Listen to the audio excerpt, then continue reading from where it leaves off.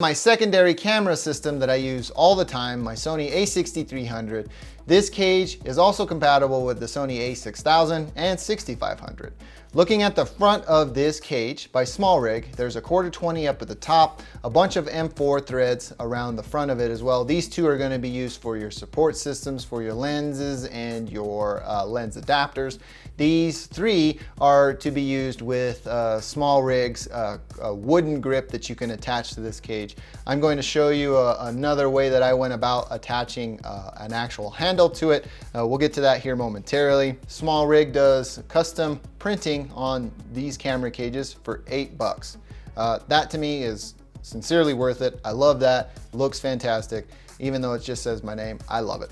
Around this side, you have a bunch of 1/4-20s and some 3/8 here and some more 1/4-20s. Since we're on this side, I want to show you that SmallRig was kind enough to send me a rosette adapter that fits perfectly here. You just remove the face of the rosette, screw down the 1/4-20s of these Allen bolts and reattach the rosette, and it allows you to put the handle on this cage, and it adds an extreme amount of stability to the camera system. So here's how the Sony a6300 looks within the Cage 1661 by SmallRig. There is no play within the camera. I absolutely love that because of these bars in the front.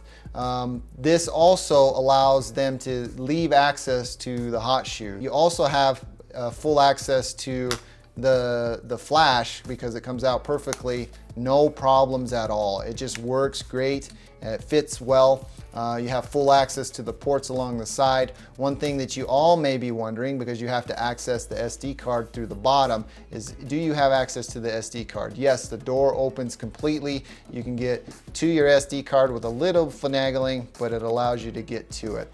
I also want to do the same test with the base plates that I used before. If you have this type of Manfrotto plate and you use it all the time, a good thing, this is all the way over on the furthest 1/4-20 thread, and I tighten that down, put it in place, and the battery door is still fully accessible. Fantastic design. I'll also showcase the 501 plate because again, I know a lot of you use those. It's the same kind of thing here as well, because the 501 is a little bit thinner than that quick release plate by Manfrotto. Full access to the bottom. Fantastic, fantastic design. The best part about this cage itself, it goes for about $40.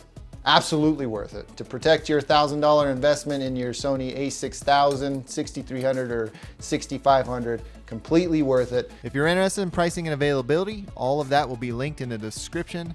Before I close, I must disclose SmallRig was kind enough to send this system out to me for review, so without them, this video would not have been possible. Well, that about does it for me in this one. If you like this video, please feel free to give me a thumbs up. If not, you know what to do. Thank you for taking the time to watch. I'm Tomas, and I will catch you in the next one.